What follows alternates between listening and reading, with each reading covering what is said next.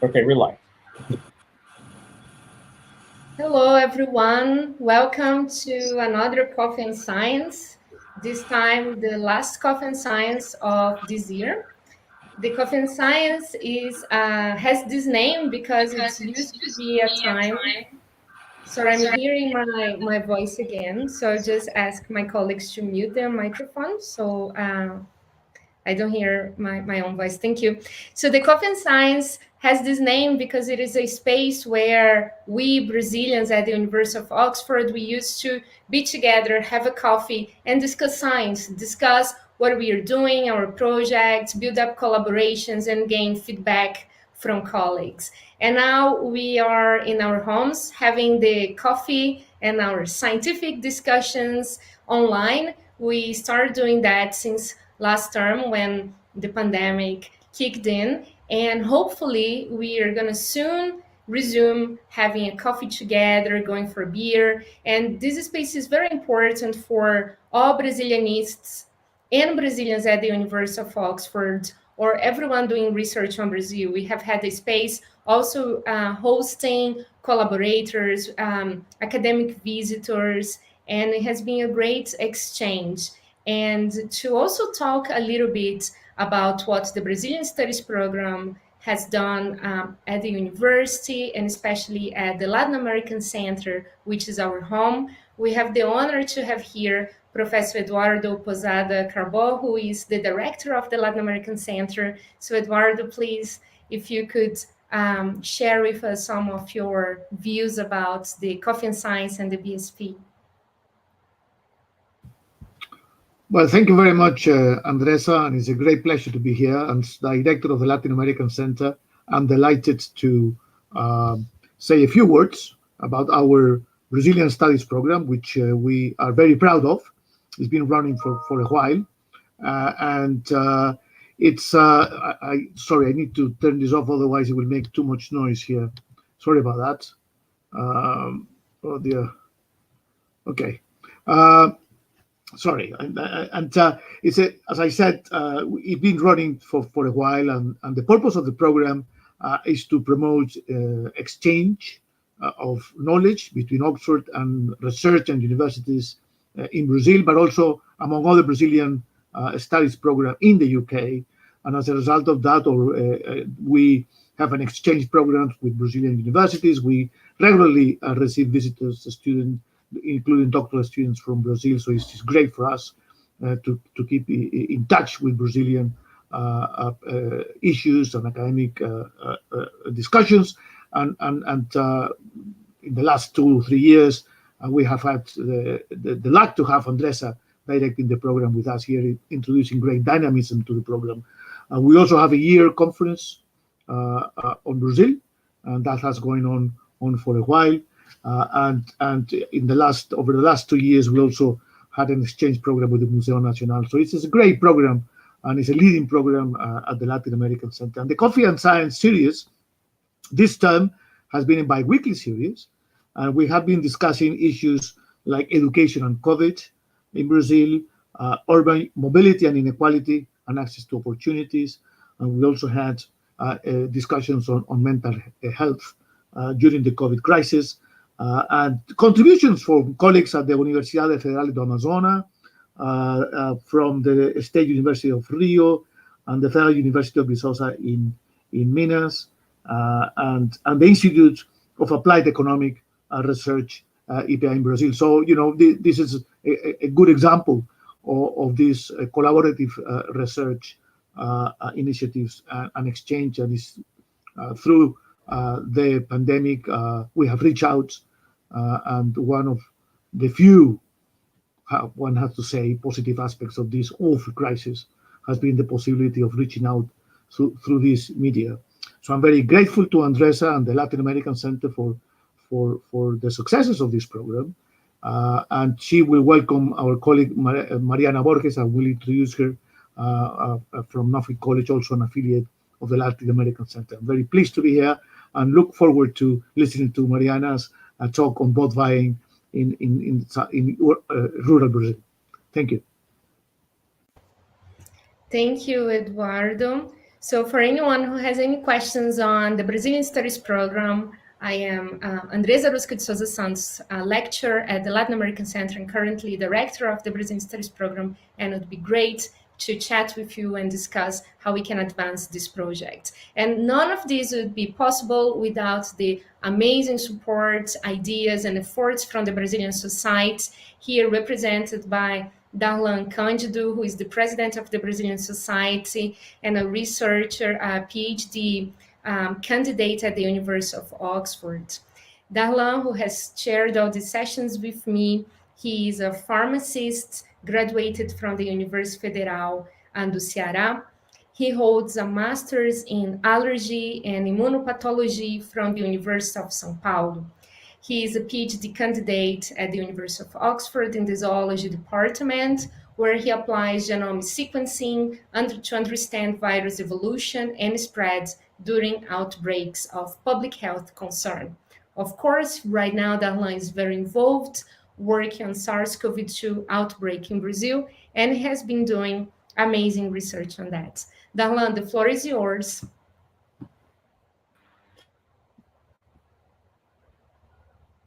Thank you very much, Eduardo, for being here and for saying such kind words about the Brazilian Studies program and about the Brazilian Society and our work on the Coffee and Sciences series. Thank you very much, Andresa. And it's my pleasure to introduce Dr. Mariana Borges, who will be speaking to us today about the role of the role of vote buying in Brazil.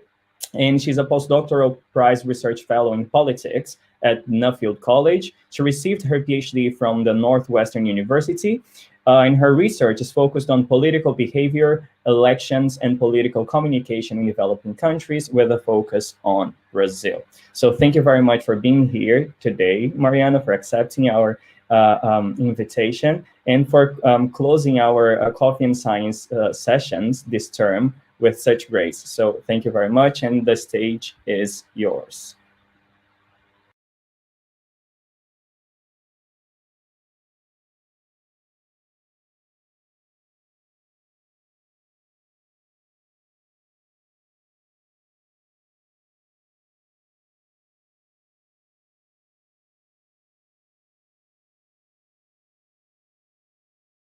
Mariana, seu microfone. Okay, now everybody, yeah. I think hope everybody's hearing me now. Let me just put my presentation. And so I was saying, I just wanted to thank Andresa, Darlan, and Eduardo for the opportunity to present my research here at the Coffee and Science. This is a truly interdisciplinary space. So for me, it's really important to show my research to this community, especially for the Brazilian community in Oxford, which is a truly very special community. And of course, this research is about Brazil, so it's a big pleasure to be presenting part of my research here. So let's start. I want to start already giving an answer about what the role of vote buying is, which is this presentation is about. But before I do that, I just want to start with concepts. So what I understand by vote buying here, because vote buying is a concept that it's in the word of mouth of everybody language, and people have different ideas, not only in academia, but also in ordinary language about what it means, what it entails. But I just want to clarify that here I understand vote buying as simply the distribution of gifts, favors by politicians to voters during the electoral period. So this does not imply that there is any sort of control of the vote, there is any sort of quid pro quo exchange. It's simply this distribution of favors during the electoral period, which in the case of Brazil, it's not always the case in other places of the world. It's considered an illegal practice, an illegal electoral practice. So I want to start by saying that actually vote buying does not really helps politicians to literally buy votes. That is, it does not really help. And politicians do not expect that every cent that they spend buying votes will be translated into direct votes. Rather, what I want to argue here is that vote buying is one of a set of practice that help politicians display electoral strength, show that they have chances of winning an election, which in the language of the community that I studied, it's about showing force, literally strength in politics. And in the electoral period, that meant showing electoral viability or high chances of winning an election. So one of the main arguments of this research and of my book project is actually that vote buying should be understood not as an attempt to buy votes, but rather as one of the tools that politicians have to manage the impressions that they give to voters during the campaign. So what I want to try to do in this presentation is two things. One is to show that vote buying is a part of a broader political culture in Brazil or of political campaigns in Brazil that emphasize the display of strength, the importance of showing that a candidate has a lot of chances of winning an election. And I also want to talk a little bit about how that shapes how politicians campaign. And I'm going to do that by comparing the performance of the two candidates that I shadowed during my field work. So before that, I want to give a little bit of context where this research comes from. So my research is based on the case study of Sertão of Bahia. So here you have the approximate region where I did my research. It's not exactly the cities because I have to preserve the anonymity of my informants since I'm dealing with a practice that is considered illegal. So in the imaginary of many Brazilians, the Sertão in general is a place of poverty, is a place that faces a lot of drought and problems with water access. Is also a place that has been historically associated with clientelism and also of decades of conservative rule. So in the Northeast in general, before the recent growth of the left in the region was dominated by conservative parties. But I want to argue here that despite the long-standing rule of conservative parties, the Sertão of Bahia and more generally cities of Sertão and of the interior of Brazil do not really reflect the idea that we traditionally associate with coronelismo. Coronelismo entails a big boss, one powerful boss that holds the monopoly of a certain region, that he can control the votes of a certain region, and that he has uncontested power. And that's not at all the case of the cities that I study, and I would argue more broadly for the Sertão in general. Actually, the cities of the interior, the small cities of the interior of Brazil, are actually a case of what I call here competitive clientelism, where local rival clans compete fiercely for the control of power, and where none of them can hold power for a long time or can hold uncontested powers. And that means for voters that voters have much more freedom to choose sides and to vote according to their wishes than what we traditionally think when we think about coronelismo. So one of the things that I argue that shows is the very low re-election rates of mayors in the region. That's only the 36%, which is kind of like almost like an incumbency disadvantage. That those are only for the 7 cities that I did my research, but that is actually very similar to the re-election rates that we find in the cities of Brazil. So Brazil is actually a case where incumbents mayors tend not to have an advantage. And of course, this historical competition among rival clans that it's actually very long-standing has been heightened by the growth of the Workers' Party in the state of Bahia and more generally of the left in the Northeast region. So the cities that I studied had between 20 and 80,000 inhabitants.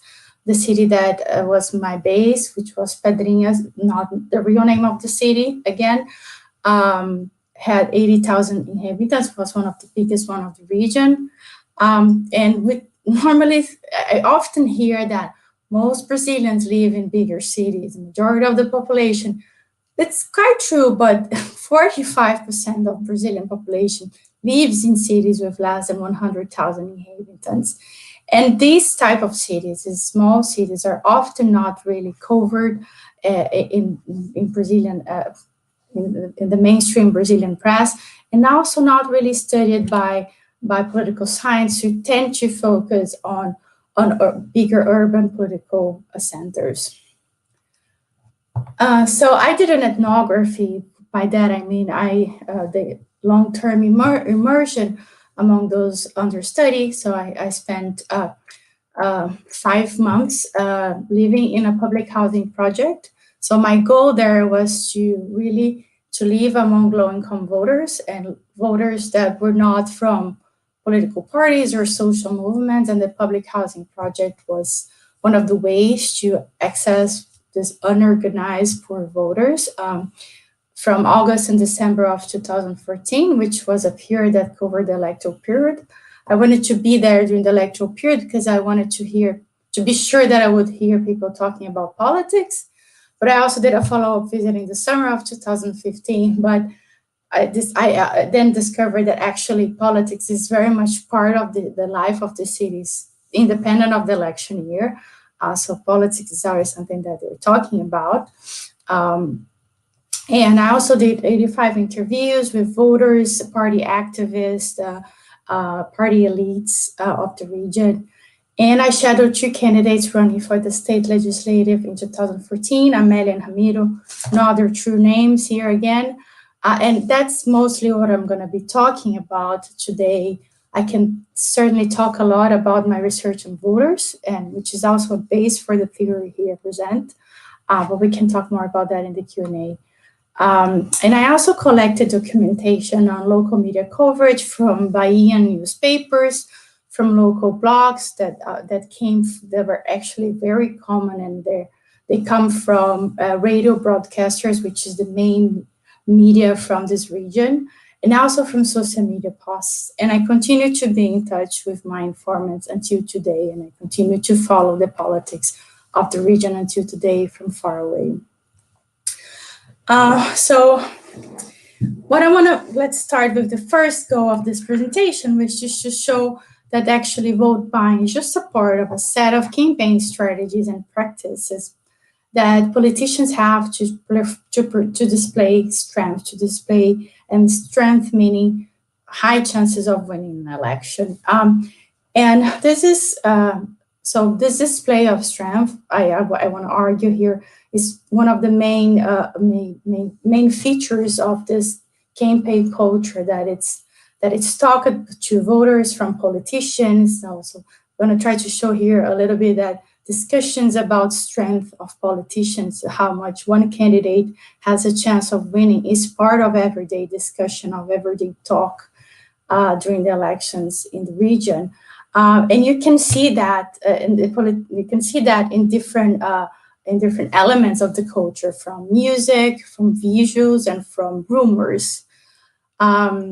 So music, there is a big culture industry of jingles, of musics for politics, and which is, people sometimes say that it's a carnival. The election period is a carnival, and the jingles are a big part of that.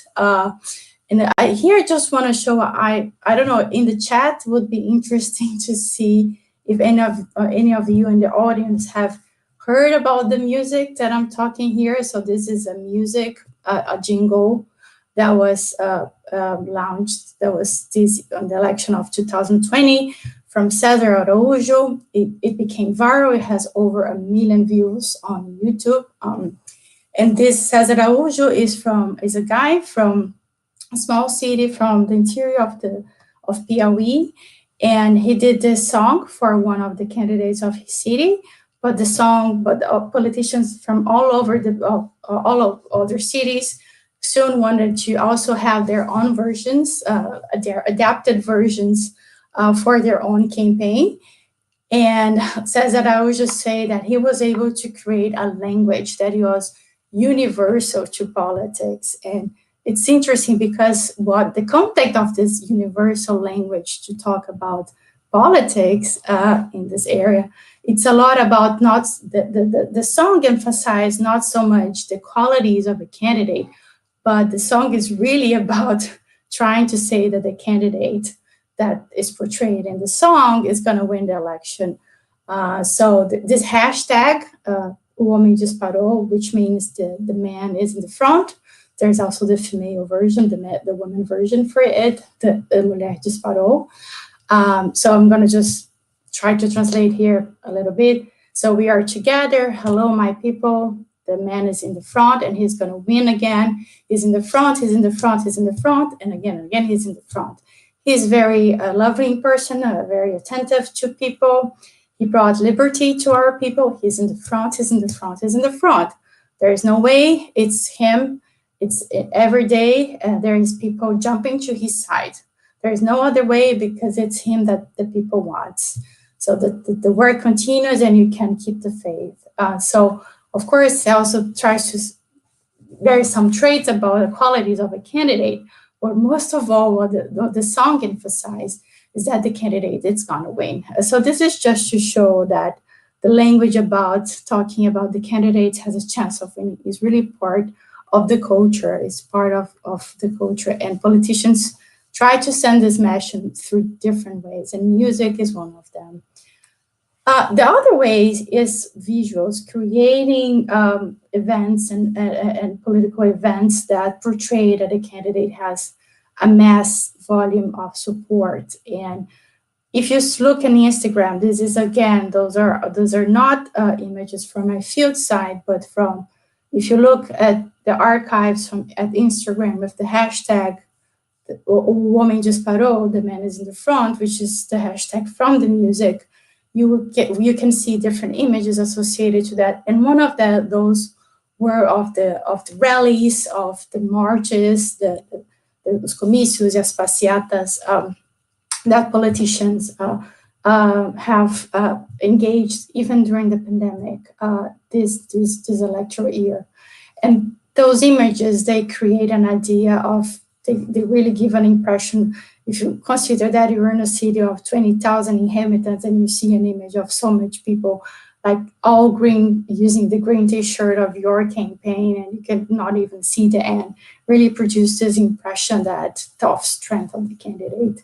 And this green one, I did not even know, but it's from the nation Bacurau, which is the name of the famous movie of Brazil. So there's actually a political group which call themselves Nation Bacurau.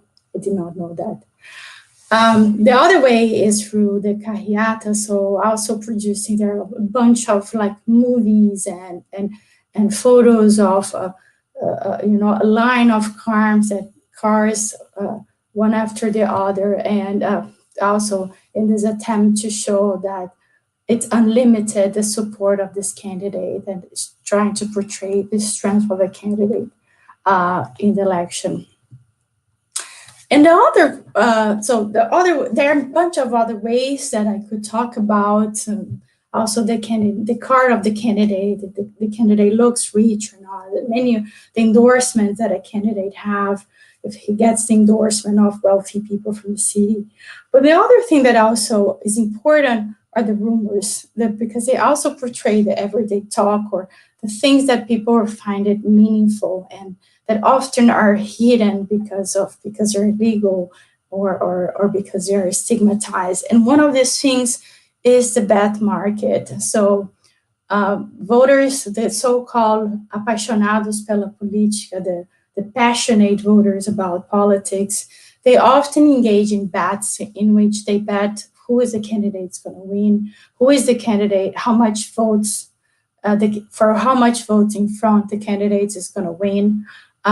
So this is also from Instagram. This is a parody account from one of the cities of my field site. That's why it's on black some parts to protect the anonymity of the city. So this portrays the blonde woman is supposed to be one very disappointed voter complaining with the cat, which is supposed to be the the candidate. So the disappointed voter, the blonde woman, is saying, you said you would win, and I lost all my money in the bets. And then the candidate or the cats replies, yes, I said I would win experience to the next election. So I think this is nice because it's really hard to get some documentation of this bet market because they're informal. So this just portrays a little bit like and how the bet market is about, and that people put money in it, they really get invested. And politicians use the bet market as well to create this rumors that they are the ones in front of the bet market and that they're the ones that are going to win. So all those things are used in everyday language to portray the candidate as a strong candidate.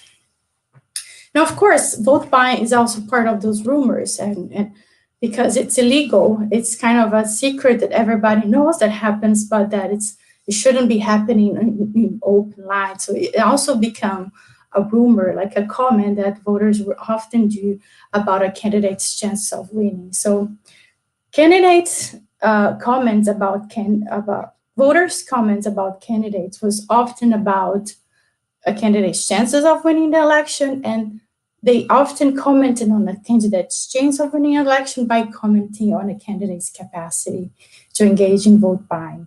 And I argue that all those things are important, but vote buying is particularly important because it offered voters a hands-on experience about it with the candidate's campaign or the candidate themselves. So they can create an impression about a candidate's capacity to display what I'm calling here largesse, capacity to engage in vote buying through a very hands-on experience. And this hands-on experience create like a very powerful impression and also comment that this voter then replicates to other voters. So one typical comment on electoral viability, as I said, included commenting on the capacity of a candidate engaging in vote buying. So this is just one example of a dweller of the housing project that I lived, Graciani. She said, the person who is buying votes is not being honest. So why will the other candidate lose? Because the other candidate who does not have the same money to buy votes will never have the capacity to be elected because he does not have money. So I like this comment because I think it shows that it is a taken for granted knowledge that campaigns are decided by who has more money to buy votes or who has the capacity to at least pretend that he has more money to buy votes. So this is a taken for granted knowledge that is shared both by voters and politicians. So it's kind of a working assumption behind people's mind from both voters and politicians. And also, this comment also highlights that for voters, it's also clear that the quality of a candidate in terms of being an honest or being a good patron or a responsive patron actually does not matter because that's not what's going to be determinant in the election in the end.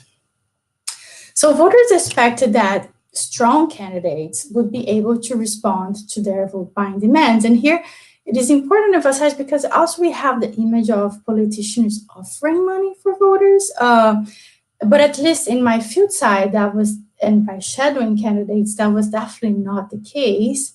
It was considered inappropriate to directly offer money. What was really common, what was actually the rule, was voters harassing politicians the whole time, demanding for favors, from different types of favors, from help to get a health exam or to get a bus ticket or to get blocks to build a wall in their home, all sorts of help, of favors. So now I'm going to talk a little bit about the two politicians that I followed and how they attempt to perform the strength through engaging vote buying. So politicians try to signal electoral viability by performing what I call here a logic of largesse when dealing with voter demands during elections. And by largesse, this logic of largesse, I mean acting as if their power, resources, and willingness to respond to voters was unlimited. But of course, not every candidate was able to perform largesse at the same level. And by that, I mean not only having the resources to respond to voters, but also their ability to embody largesse. So what I want to argue here is, of course, politicians, even the wealthiest one, was not able to respond for different reasons to ever demand of voters. But it was really important that they would appear as if they would respond, as if they wanted to respond. And for that, candidates needed to have a certain skill. They needed to know the etiquette very well and act naturally in this etiquette. And of course, this was not the case for everybody. So here I want to try to show this for you by the comparison of these two candidates. So Amélia and Ramiro, they were both from the Workers' Party, both distributed favors for voters during the electoral period. Both had resources, so both were connected to upper-level politicians, to the state government.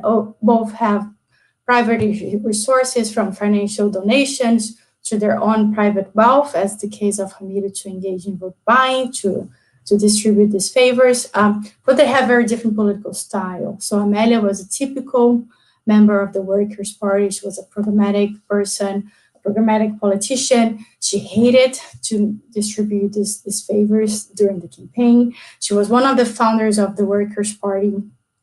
She was really proud of how much she was able to deliver public speeches, how much she always wanted to talk about her platform in every city that she visited, which was very different from Ramiro, who was a newcomer to the Workers' Party. He had this more clientelistic style.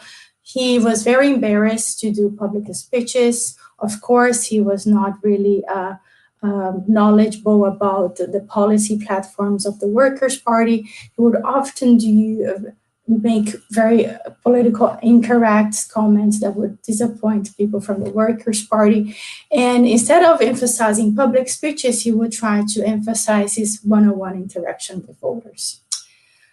So let's jump to the campaign, how it happens, to the canvassing activities that I followed with these two candidates.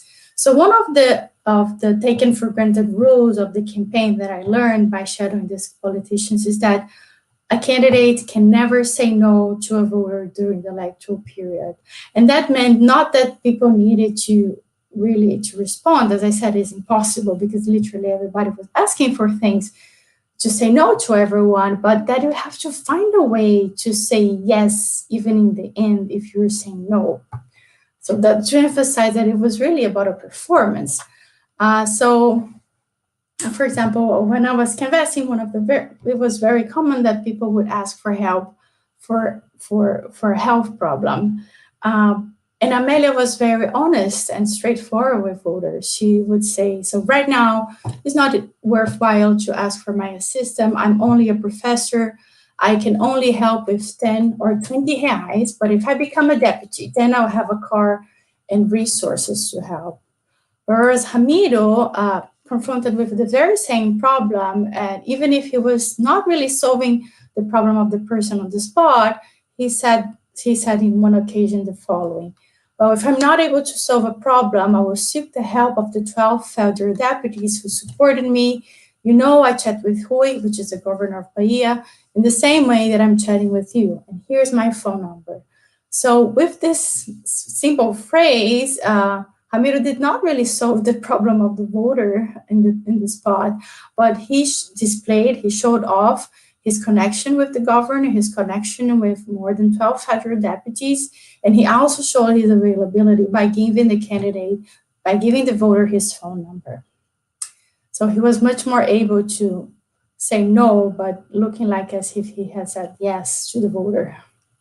Another way in which vote buying helped candidates to display this largesse was by dedicating time to voters. So it was very common when we were canvassing, like knocking door to door, that voters would ask politicians to enter the house because in their private homes, they would feel more comfortable to present, to make a demand for a politician. But Amélia, she was often in a rush and wanted to visit as much houses as she could.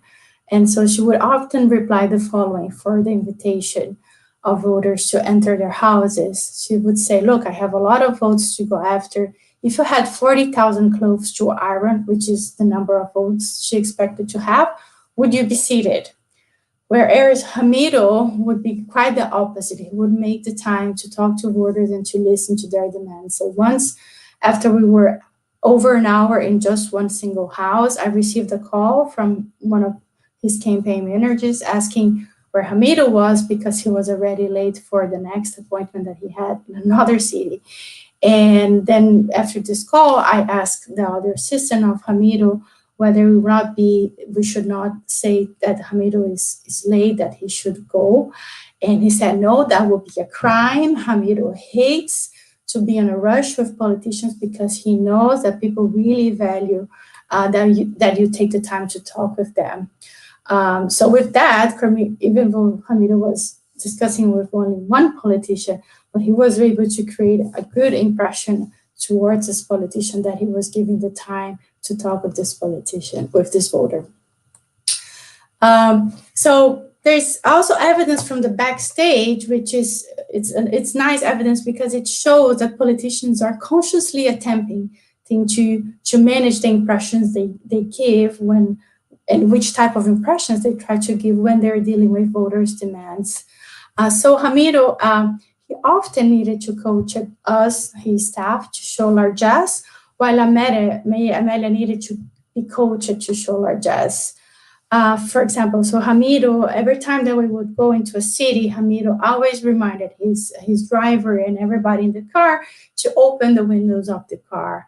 And with that, he was trying to show to voters in the city that he was open to receive their demands and to talk with them, and not only to open the windows of their car, but to greet everybody and so on.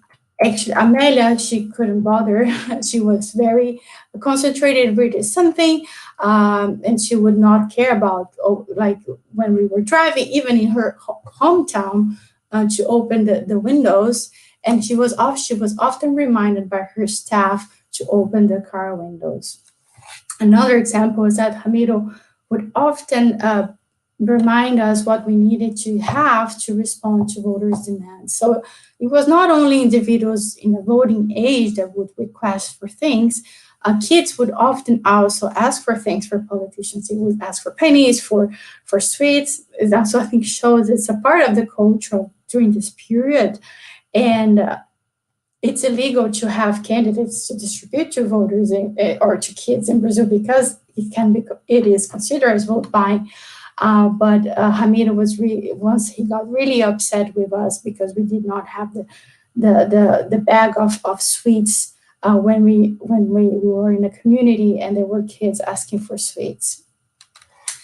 Whereas Amelia, even when she would say yes to voters, she would often hesitate. So in one occasion, a voter approached her and asked for money to buy for a bus ticket to go to her hometown to vote.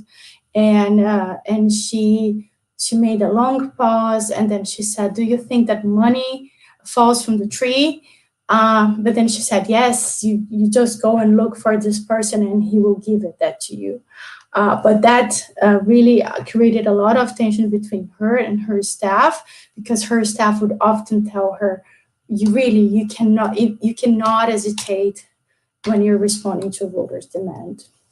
So this different performance also had those politicians should build different reputations and different electoral outcomes.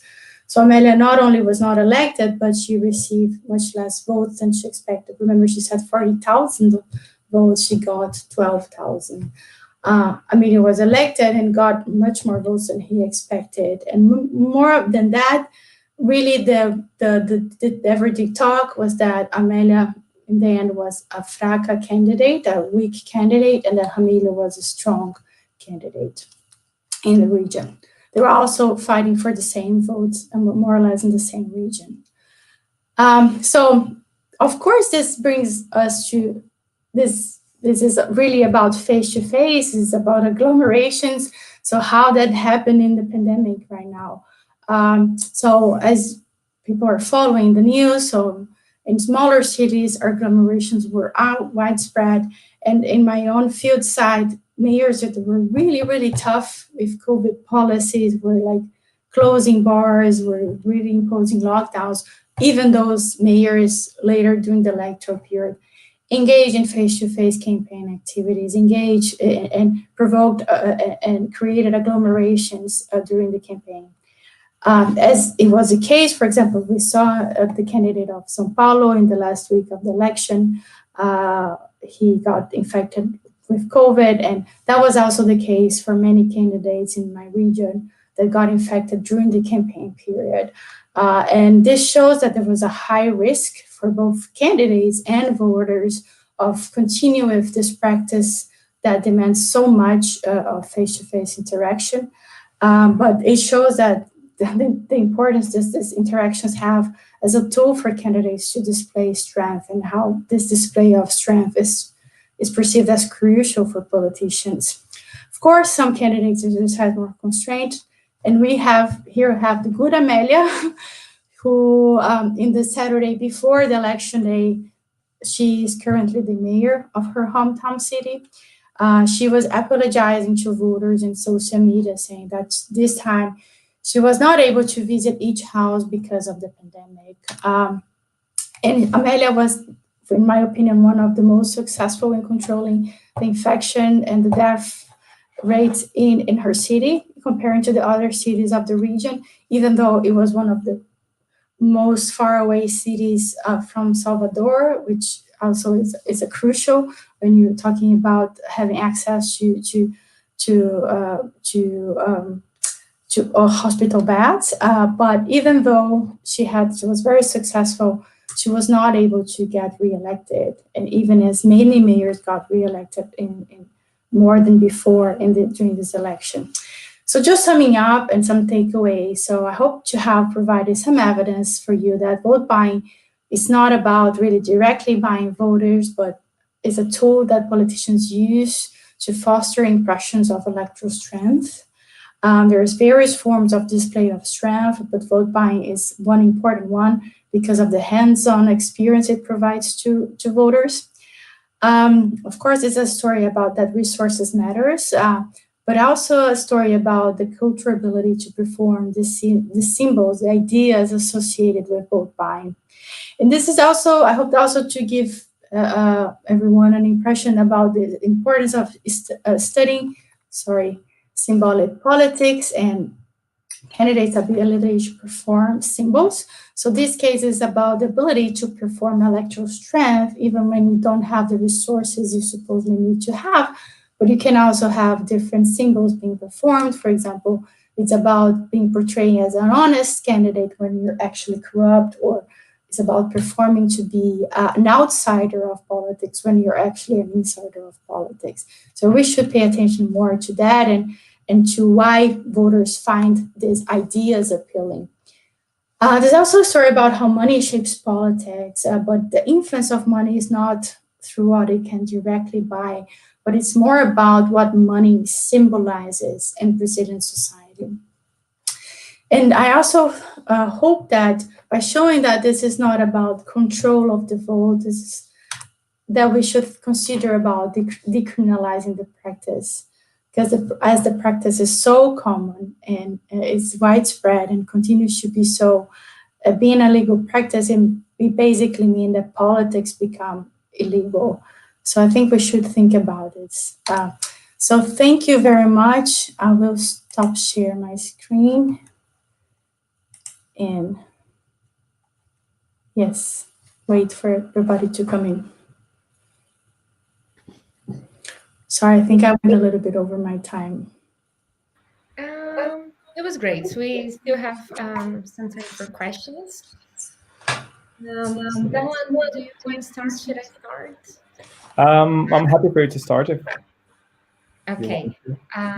Mariana, I have a methodological question to begin. So you said you did initially your ethnography for 5 months, and with some follow-ups. For ethnography, it's usually a very short period of time, And especially when you look at different regions and a practice that is not legal, like when you look at kind of under the table practices. So I wonder if this is really under the table. Like you talk about decriminalizing because it's so commonplace. And looking at the methods, I would imagine that for people to openly talk about it, for you to go to the field, see different cities and come back with so much material as you did, it can only be very widespread. So can you tell us more, how was your entrance to the field, how one approached this topic, how openly it is to talk about vote buying?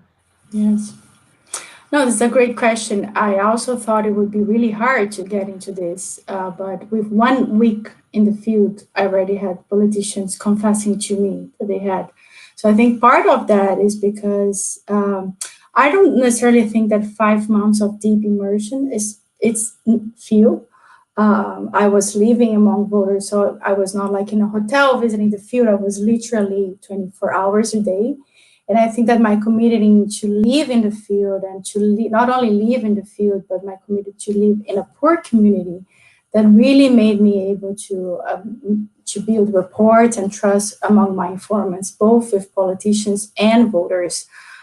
So with politicians, my interest was actually through the Workers' Party, and that's why I portray more about the Workers' Party. When you have every interest that you have in ethnography means that you're going to have you have a side.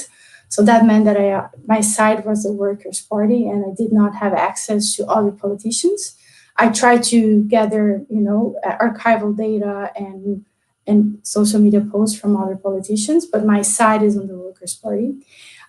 So I think because I was perceived to be a sympathizer of the Workers' Party, my initial goal of the research was to actually understand how the Workers' Party grow in an area that was dominated by clientelism.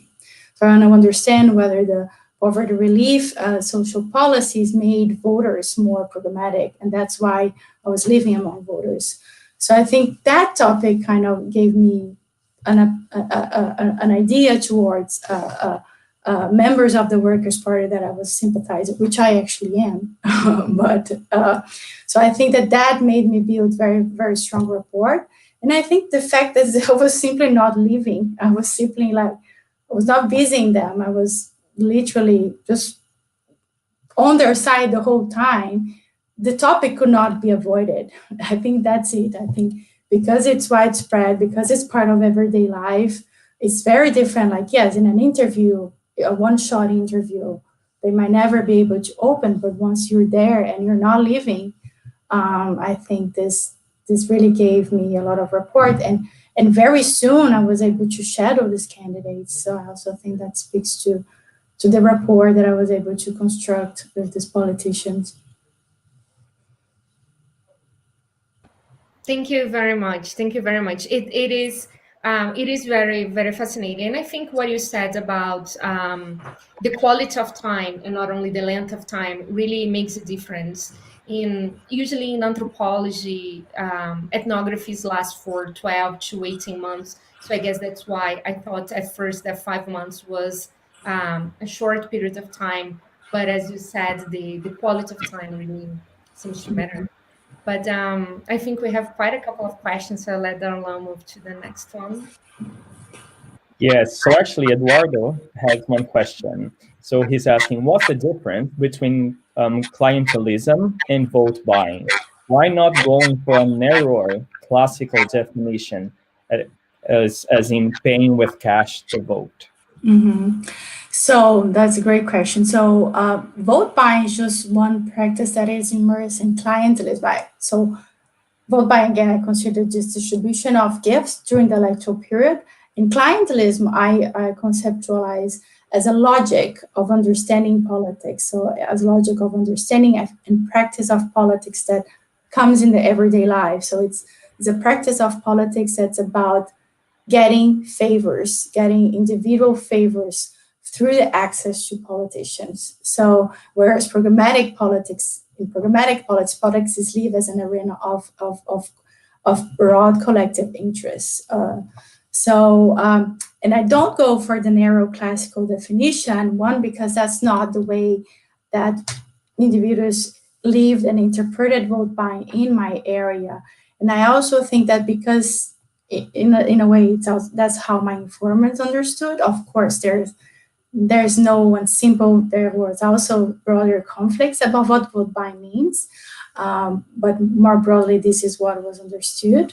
But also because I think that I cannot speak for all the places in the world, but I think where there is competitive clientelism, this idea of cash for vote demands that there is some control of the vote, and less in our current world, in our current democracy, this is not the case. So I don't know to what extent this classic definition that entails the control of the vote can really capture the dynamics of what happens right now about the influence of money during the electoral period.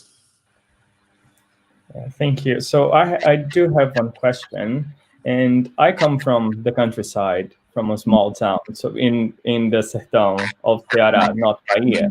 But I think it's pretty much the same thing as you mentioned at the beginning of your You presentation. tell me. Yes. So my question is more like, and maybe it's even more of a comment. But you've been talking about the perspective from the politicians, right? From the politician's perspective on vote buying.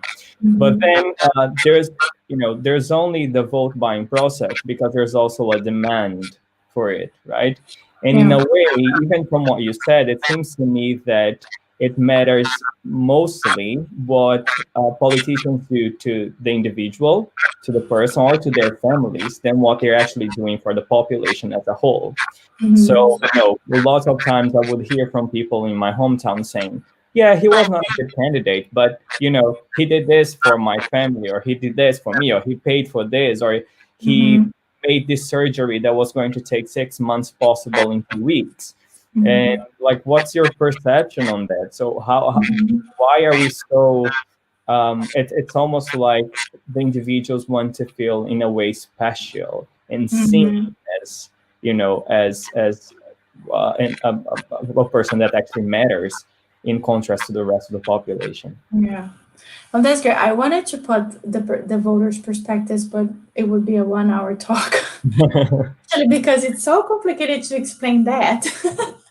and often it's not so much about who bought the votes, because everybody actually is distributing gifts, but not everybody can perform the impression of strength. So it's about it's not about who you sold your votes, like about who you think is going to win. For some voters, no, that leaves politics in this specific manner. So I think it's really about a habit. I think that's what people should consider when we talk about vote buying. It's not about material dependency. Of course, we want voters to be autonomously, material independent. But it is much more about how you live politics in your everyday lives, and this goes from poor voters to more wealthier voters that are gonna receive some other sorts of favors, personal favors, with politicians. So I think the only way to change that is to make politics be lived by people in a more pragmatic way, that voters can engage in politics by doing social policy, by participating in a political arena where they're thinking about it collectively. And as long as if this become part of their everyday life, then we can change. But as long as politics is only this moment where we're going to look for a politician to get a favor, those perversive logics about voting for who is the strongest candidate or voting for who did the favor to your family are going to continue to predominate for some voters. Of course, not everyone. Yeah, thank you. I'm glad to hear that it resonated with you. No, definitely. I was listening to it and I was like, this is exactly what happens where I come from. But it's so hard to understand. It took me years to understand. Yeah, no, I was actually reflecting on the whole process now that you're talking to me and trying to understand why this happens and how this happens. And I think there's a lot to do with the vulnerability of the population, not just economically, but also the lack of understanding of politics and of their own rights. So why, what should I be expecting from this candidate, from this politician? And then that's when the individual, my own needs, starts playing a bigger role than the collective and the city and the population, the community. Which is also something that I say on my chapter about voters, which is a different construction of citizenship. So citizenship is not your right to ask something for politicians. Your right to practice politics does not come just because you're citizens from a state, but it comes because you voted for someone, you helped someone win. So it really becomes this logic of citizenship that depends on you engaging in an exchange of favors with politicians. I have a question, unless there are more questions in the chat. Not for now. Okay, Mariana, I'll just ask you to mute while Okay. I ask, because I'm getting a return. So when you're just answering to their long question, you mentioned about when politicians become participation in everyday politics, then this practice of just getting something in exchange of the vote prior to the elections may diminish. And I wonder if you have evidence of that, or if this is hypothesis, because coming from the study of participatory politics, when individuals really engage in problems of their city and their municipality throughout long periods of time, if not the entire mandate, like for 4 years, and people really know what is at stake and everything, there is still practice which wouldn't be like vote buying as you detail, but more clientelistic practice, which can be negotiating jobs in the cabinet or in the government. So I wonder, like for me, I always felt that the issue is often economic as well. Like so long as there is a dependency and need and economic vulnerability, and then people are susceptible of certain practice, not exactly in a betrayal of values of citizenship and political ethics, but sometimes to get by and to supply basic needs. And then that puts people in a position where, while they deny, for example, a job or something, they are engaged citizens and they participate in their politics, and yet they need a job or a house or some sorts of economic favors. So this separation between the knowledge of citizenship and participation and the practice of that can be clientelistic, I don't know whether like how we can make it very clearly, or whether this is a hypothesis, or if you have evidence that one thing heals the other. So I'm going to separate the question into, regarding the economic dependency, the evidence that I have is that wealthy voters would ask for favors in the same way. And the part of my broader argument is that what voters were doing was actually the same that upper level politicians were doing in their own negotiations. So this was all about replicating elite strategies. So it was about elites, or political brokers, or people that have resources. They would often ask for the legitimacy of their request for the spoils of office of a candidate by saying, look, I helped you win an election. I brought large amounts of votes. I financed your campaign. You have to give me votes back. So it's like, we call this, maybe sometimes when it's about businessmen, we call this lobby, but what I want to emphasize here is actually that the logic is very similar, and voters are just reappropriating that and trying to use as a sign of distinction their own vote instead of these large amounts of votes. So that is for the idea of the economic. And of course, I saw wealthy voters asking for favors in the same way. About the thing about how it changed, I think your research is really great about that, because it shows the limits of this participatory of this participatory platform as one ideal way that we would engage in that. I don't have research about that because I did not focus on how this can be changed. That's not what I lived or what I saw in the field. I was not in those in these organizations that try to change, but what I perceived from by looking at the various social movements in the region is that the social movements was a space that actually converted voters that were from the very same background in a different practice of votes. But I think that the experience with social movements is a little bit different in this experience with participatory budget. So ideally, but this is again just a hypothesis, is the experience of social movements, which is much more about you also become part of this community when you're in a social movement, which I don't think it's the same when you engage in instances committee conselhos as the one that you studied. So I don't know if it's the same, but I know that social movements, people, they change their identities, they have another group membership. So I think it's more the replication of that experience than as you show in your research, other types are not enough to really make a change. But I still think that it's not only about the economic dependency. Of course it is. People are still vulnerable in a way. And the more... No, but economic dependency can happen on the bottom and on the top. So when I say about economic dependency, I don't mean that this practice would be only for the poor. I mean, definitely for the rich. And I totally agree with you that vote buying, as well as clientelist practice, or especially like tolerance to corruption practice and everything, tend to be actually higher on the upper crust.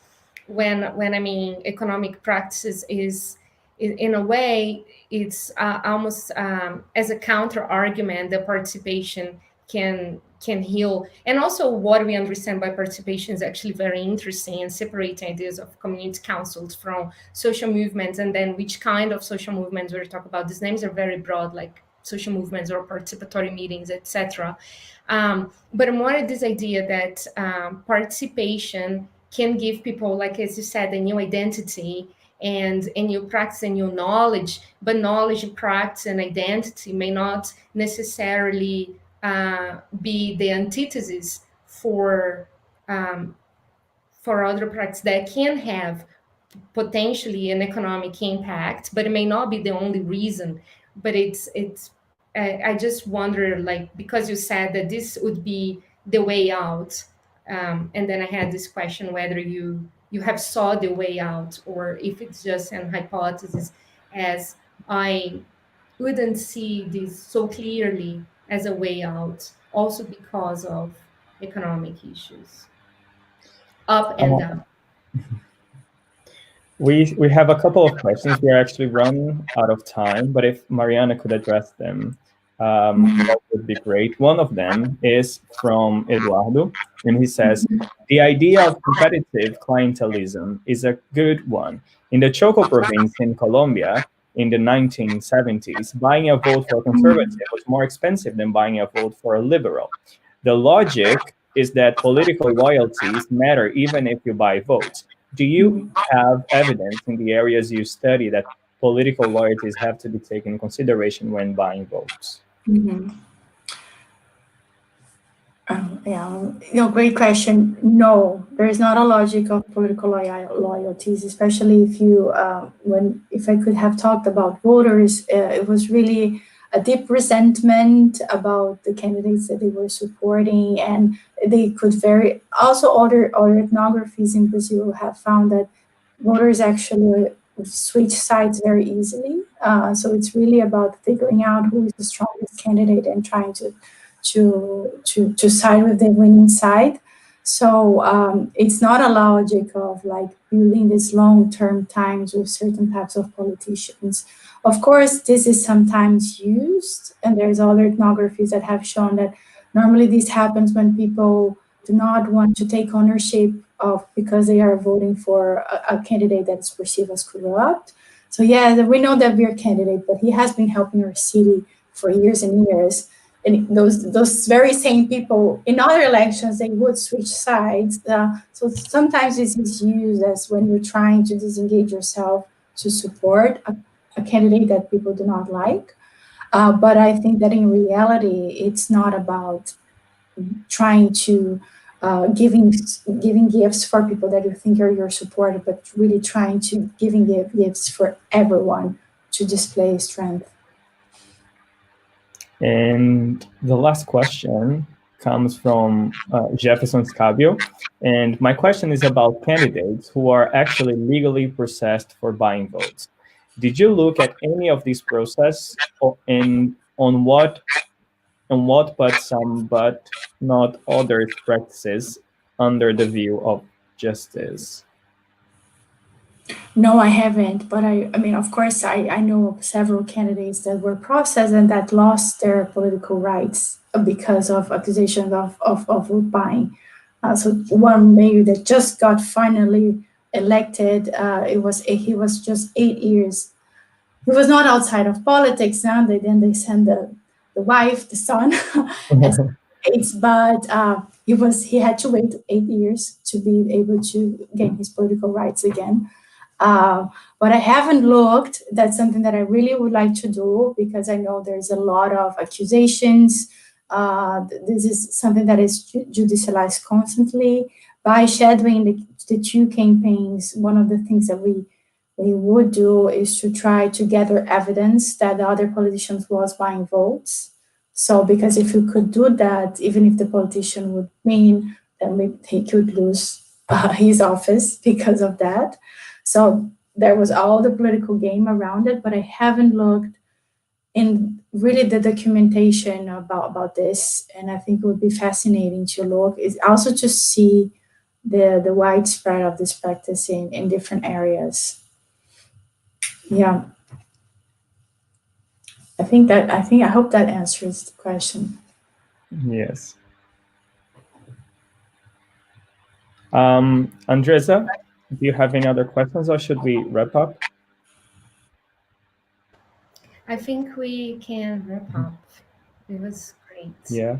I just would like to give a huge shout out to all of our members in the committee of the Brazilian Society that are not in here and that you guys don't usually get to see. But Chico Camargo, Mariana de Oliveira, Beatriz Arruda, and José Inácio da Silva, we all together do a lot of work, and they all do a lot of work behind the scenes for this to happen and for the Brazilian Society to keep running. So thank you very much to all of them. And thank you, Mariana, again, for accepting our invitation and for coming here and closing our Coffee and Science for this term. And thank you, the viewers. We had quite a few viewers today, and we're all really happy about it. So thank you very much for attending the Coffee and Science. And we will have the Coffee and Science coming back again during the Hillary term. And we're going to have a few news. So please stay tuned, and we hope to see you soon again. Yes, thank you very much, Mariana. It was very timely presentation since we just had elections and a lot of discussion about vote buying. And I also would like to invite people who are listening to us and those who have a research on Brazil who are at Oxford to get in touch to also present your work. We really want to learn from everyone. Mariana, I don't know if you want to say something or me. I want to thank you both for organizing for the invitation. I mean, for me, it's really important to put the word out there about my research. And I see there are some other questions here, and I will see if I can see them later. And maybe people, please feel free to get in touch. Anyone that has comments and ideas, suggestions are very welcome. But thank you very much. And how many viewers do we have? Coming and going, about 35 to 40. Wow, good. So, yeah, quite good. All right. Thank you very much, everyone. Thank you very much. Bye-bye. Bye.